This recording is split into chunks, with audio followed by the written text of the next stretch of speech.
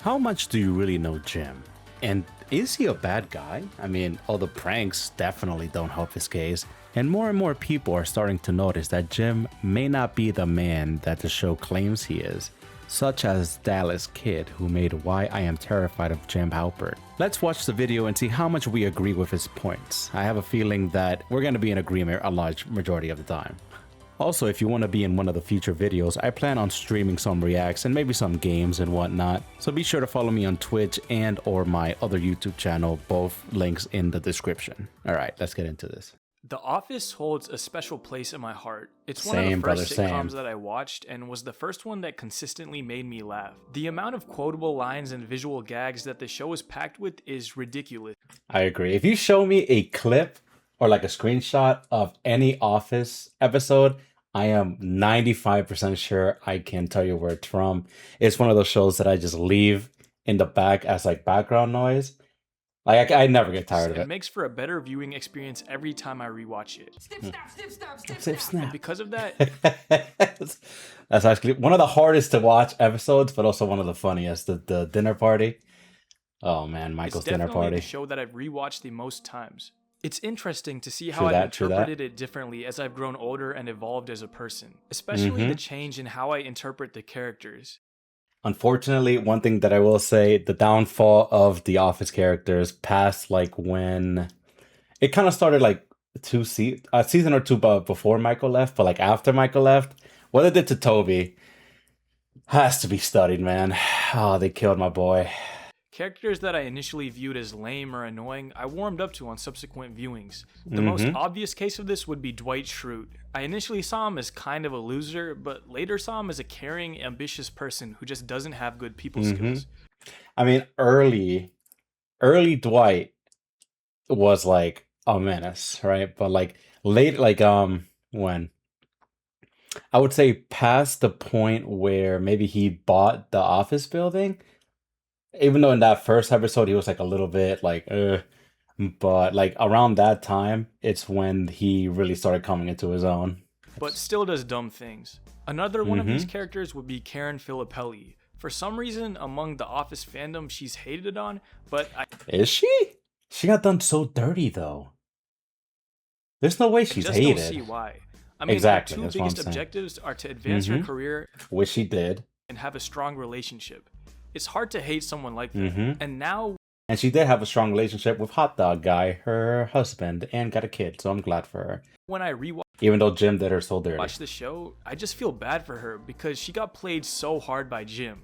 I mean, she moved her entire life to Scranton with the intention of settling down with Jim, and literally right after she does this huge act of commitment, he dumps her. Even after he said that he can see a life together with them in New York. That was so dirty. And if you notice, he did leave her in New York when he drove back to himself after that interview. Am I like, how did she get back? They carpooled together. Sensational. That's messed up. And that brings me to the character of Jim Halpert. Much like how I've come to support characters I once I'm a Sith Lord. didn't like, there are also characters who I originally viewed as the heroes of the show, the cool voices of reason that were superior to their wacky counterparts. But now I see these characters as lame, and there's no bigger example of this than Jim Halpert. My biggest fear in life is turning into Jim Halpert. It may seem like an odd fear, but nothing scares me more than this personification of averageness. Jim gets like very overhyped. I mean, he's like amicable, if I'm using that word right. Like he's like generally likable, but he's just like, I don't know. He feels a little icky. Like if I knew him in person and he was doing all that shit to Dwight, I'd just be like, brother, like relax. Jim Halpert is an individual who is quite capable of doing exceptional things, but voluntarily decides to live a mediocre life. For much of his young adult life, he barely puts an effort as a salesman at a failing regional paper company, but acts like he's perfectly fine not having aspirations and coasting through a forgettable existence. Just because he's making fun of other people in the office. Just because he's like somewhat of the most one of the most well-adjusted ones, I would say. but still But like the worst unacceptable. part about his character And I like Jim. I mean, don't get me wrong, but he has so many flaws to him. to me is that he acts like he's superior to his coworkers, but he's not. He's no different from Kevin or Stanley or Kevin, I mean, like, what a thing to pause on, but he's a little superior to Kevin. Let's be honest. I didn't realize that everybody here dresses up every year. And definitely not Creed, honestly. he simply clocks in, does the bare minimum for 8 hours, clocks out, and does absolutely nothing else with his life.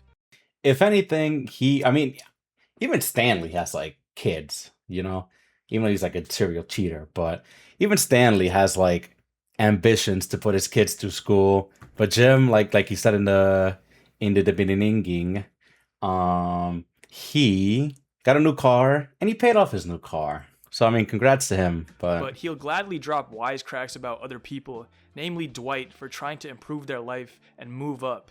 They're all probably very mad, and that'll make me feel better about not having dreams. He's literally like see that like that I don't know, one that part, like he's so like out of pocket sometimes. kid in athletics who's walking while everyone else is running drills because he thinks he's above everyone else and couldn't be bothered to put in work.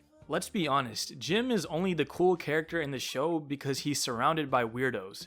Put Jim in any other office and he's just another guy.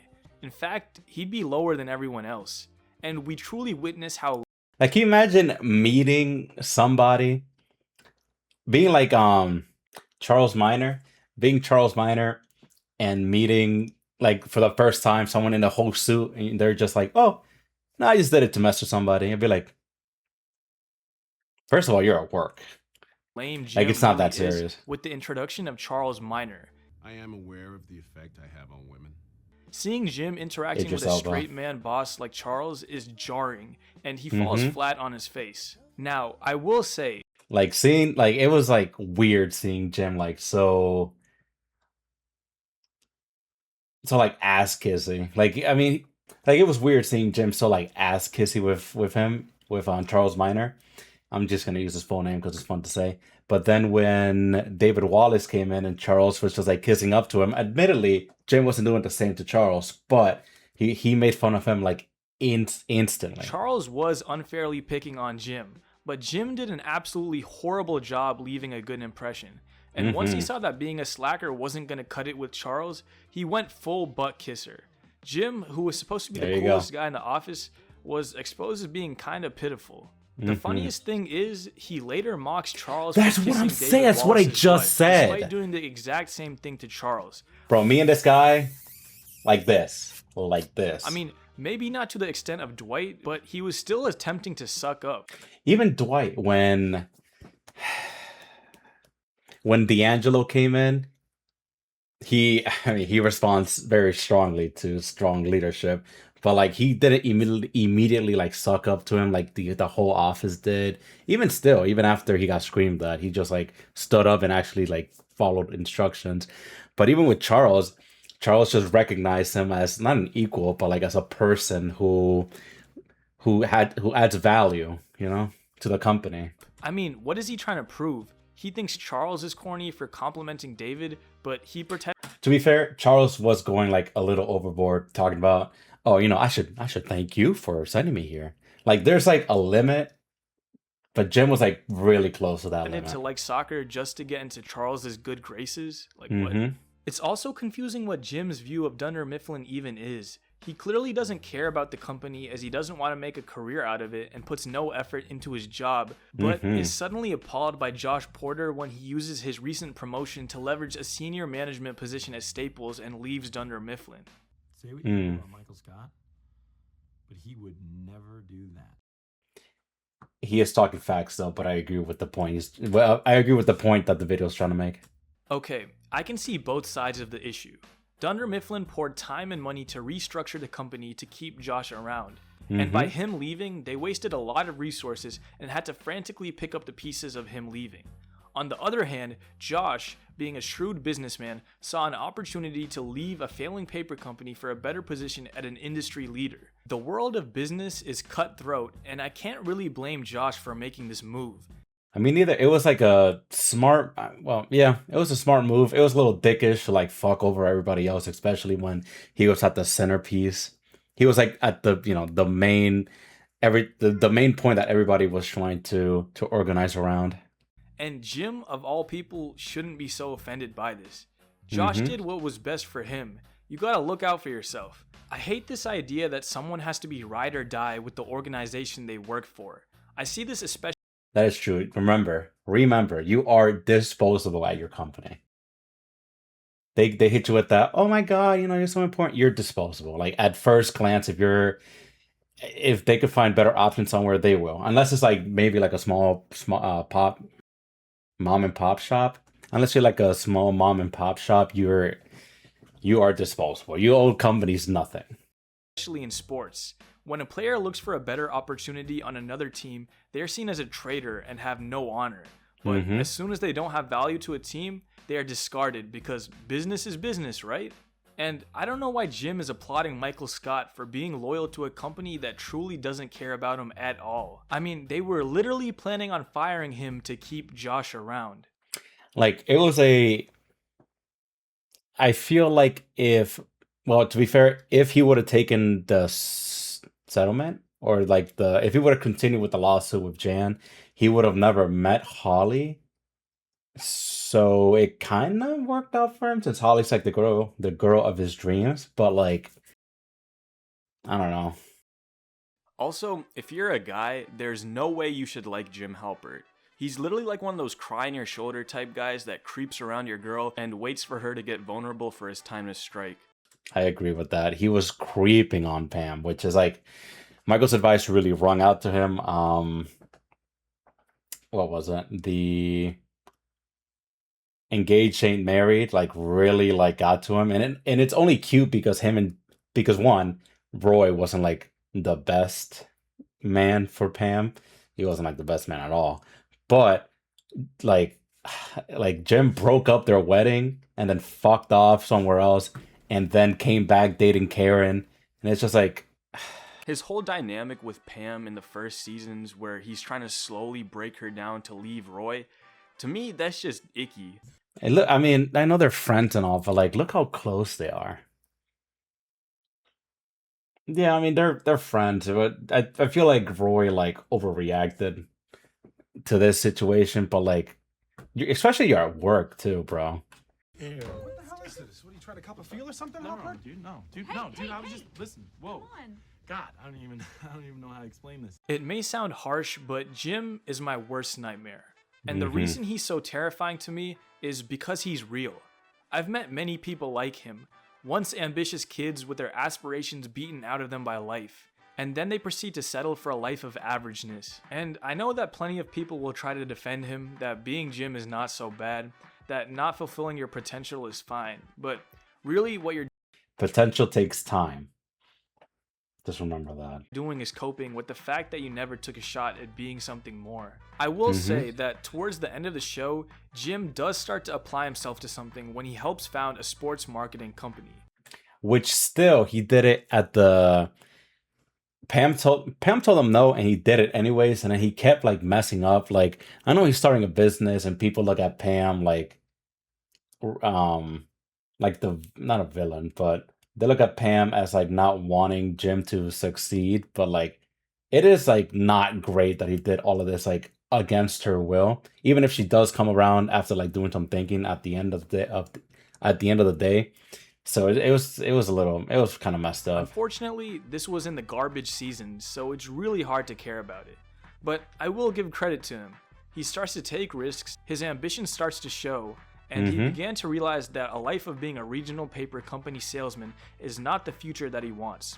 Weirdly enough, he took risks at a time of life when most people are risk averse, when you have a wife and kids. But hey, it seems never to considered work the out timing of that, I guess. But yeah, it did again, work it's out. really hard to care about this arc because I honestly have a hard time staying awake during seasons 8 and 9. Jim can best be... True. I mean, that's why I said, like, the things they did to Toby, like, he was so much more than just, like, this Granton Strangler guy. I feel like everybody, like, for Toby, there's a small rant on Toby. For Toby to work, only the manager should hate him and everybody else should like him. But by the end of the series, not counting the final episode, I feel like everybody in the office hated him, and that's not how you're supposed to write Toby. Or like the HR. I feel like only the boss should hate HR. Summed up by his preferred choice of lunch. And Angela that one time, but that's an exception. That one time when she wanted to plan a party and he didn't let her. A ham and cheese sandwich. Passable, but forgettable. Time staying awake Everyone during loved that. seasons 8 and 9. Jim can best be summed up by his preferred choice of lunch. A ham and cheese sandwich. Every day. Passable, but forgettable. He's gonna have a wonderful time in Philly, a wonderful weekend in Philly, then come right back. I Just can't like, wait to read the Brian comments. said. I already know y'all are about to have a field day. So go ham. I can't wait to have a discussion with you guys. Stay blessed and have a great day. I did like the video though. It did say a lot of my own gripes with Jim. I wonder, I mean, this was 2 years ago, but I wonder if he'll make more videos on everybody in the office. Because, like, everybody got done so dirty near the end. I'm glad Michael got out when he got out. Man, but if you liked it and you want to see more, be sure to subscribe. And yeah, thank you for sharing the video with me.